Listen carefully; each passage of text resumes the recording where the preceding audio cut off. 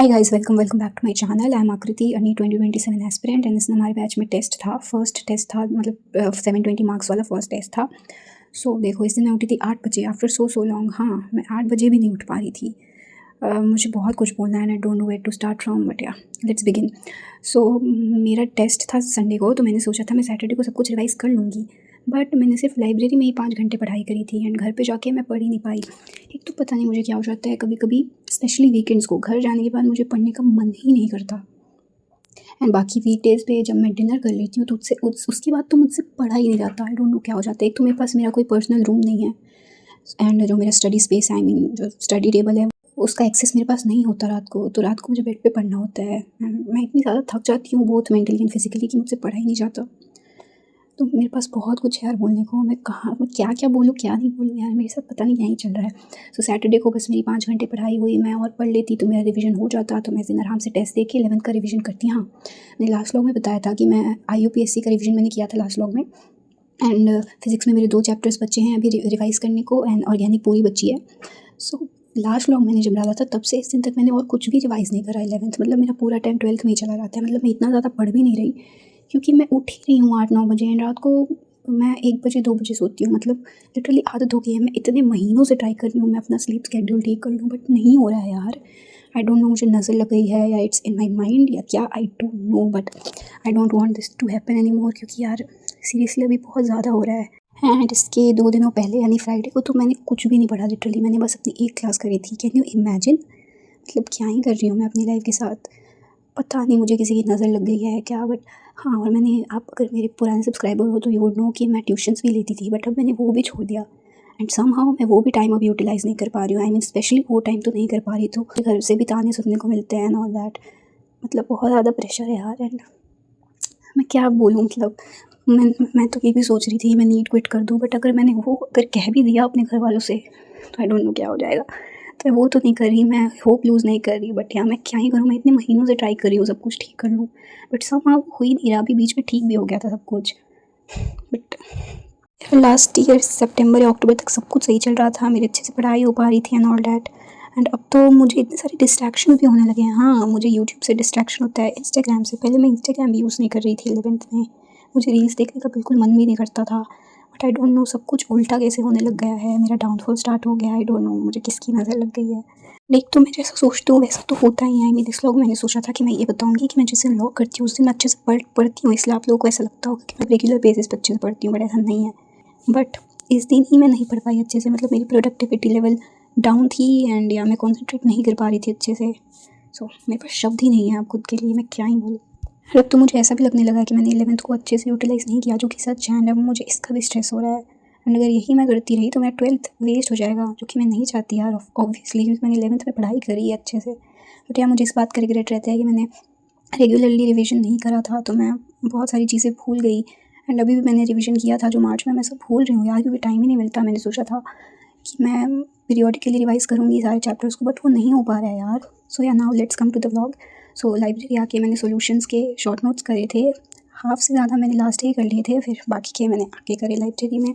फिर मैंने एक छोटू सा ब्रेक लिया था which was totally unnecessary, but या उसके बाद मैंने कुछ क्वेश्चंस करे थे। ज़ूलॉजी की बॉटनी मैंने लास्ट ही रिवाइज़ कर ली थी। सो मैंने ज़ूलॉजी के कुछ क्वेश्चंस करे from NEET prep to check कि मुझे सारी चीज़ें याद हैं कि नहीं, क्योंकि मैंने अच्छे से रिवीजन किया था पहले भी। मैं अब 12th में अच्छे से कर रही हूँ, मतलब नोट्स को रिवाइज़ एंड ऑल। सो फिर मैंने सोचा कि फिर से रिवाइज़ कर ही लेते हैं। सो मैंने नीट प्रेप से कुछ 30 क्वेश्चंस करे थे एंड बाय द वे मैंने नीट प्रेप का टारगेट बैच ले रखा है जिसमें आपको 100% NCERT बेस्ड कंटेंट मिल जाता है। इसमें सारे चैप्टर्स के PYQs, NCERT based questions, NCERT exemplar questions, recommended MCQs and all, बहुत सारे क्वेश्चंस मिल जाते हैं। एंड इसके ऑडियो एंड वीडियो सोल्यूशन भी मिलते हैं which really help a lot. And इसका सबसे यूज़फुल फीचर जो मुझे लगता है वो है custom test generator, which you can use to create your own test in seconds. And honestly ये ऐप बहुत ज़्यादा हेल्प कर रहा है मेरी प्रिपरेशन में। So if you are also a NEET aspirant and you want to boost your NEET 2027 preparation, then मैंने bio में लिंक दे रखी है, you can go and fill the form from there and आप बैच ले सकते हो एंड कॉमेंट्स में भी पिंड होगा। So go and check it out. So guys it's 3:09 and I am back and अब जाके मैं फिजिक्स रिवाइज़ करने वाली हूँ। एक्चुअली मैं मिस्टर फिजिक्स बुक से क्वेश्चन कर रही थी इलेक्ट्रिक फील्ड एंड चार्जेस के। तो इलेक्ट्रिक डाइपोल मोमेंट टॉपिक है, उसके क्वेश्चन मुझसे नहीं हो रहे थे, तो मुझे रिवाइज़ करना ही है। बट मैं सोच रही हूँ पूरे नोट्स कर लूँ रिवाइज़, मतलब पूरा चैप्टर। सो यार लेट्स सी कितना टाइम लगता है एंड फिर मैं क्वेश्चंस करूँगी। कुछ 30 क्वेश्चंस बचे हैं।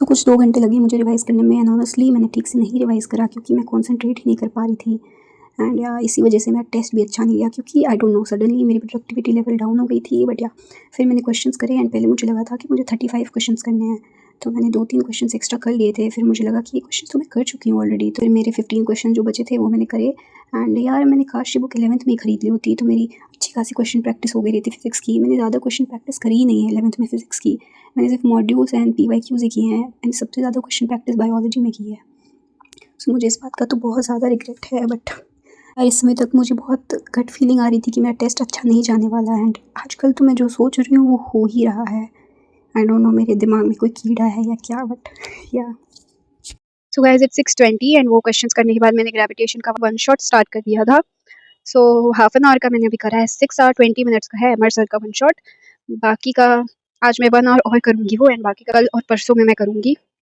सो अभी घर जाके मैं टेस्ट देने वाली हूँ एंड उसके बाद 1 घंटे में ये करने वाली हूँ ग्रेविटेशन का वन शॉट फिर मेरे एरर नोटबुक में बहुत सारे क्वेश्चंस मुझे ऐड करने हैं तो मैं वो करूँगी now let's go see guys मैंने बोला था ना मैं अपनी ट्यूशन वाले टाइम को यूटिलाइज़ नहीं कर पा रही हूँ 1 घंटा पता नहीं कैसे बीत गया मुझे पता ही नहीं चलता बट यार फिर मैंने फाइनली टेस्ट स्टार्ट करा एंड टेस्ट तो काफ़ी इजी था भाई मैंने ही सिली मिस्टेक्स कर दी मतलब मैंने इतनी गंदी गंदी मिस्टेक्स करी है ना मतलब कोई सुनेगा तो हंसेगा लिटरली ज़ूलॉजी में मैंने वो एक क्वेश्चन था ना जिसमें पूछा था कि टेस्टिकुलर लोब्यूल्स में कितने सेमिनिफेरस ट्यूब्यूल्स होते हैं मैंने ये क्वेश्चन भी गलत करा कैन यू इमेजिन एंड मैंने रीचेक भी नहीं करा अगर मैंने कर लिया होता तो बहुत सारे क्वेश्चन भी सही हो जाते बॉटनी में तो मैं फंस गई थी एक्चुअली काफ़ी कुछ क्वेश्चन थोड़े ट्रिकी थे एंड पता नहीं मेरे दिमाग को क्या हो गया था उस समय एंड फिज़िक्स में तो मैंने सिली मिस्टेक्स ही करी है मैं ऐसा इसलिए नहीं कह रही क्योंकि मेरे कम मार्क्स हैं genuinely I don't no pressure था या क्या था जो भी था बट मेरा टेस्ट अच्छा नहीं गया मुझे इस बात का बहुत ज़्यादा दुख है यार जब मैं टेस्ट एनालिसिस करी थी तो मैंने देखा कि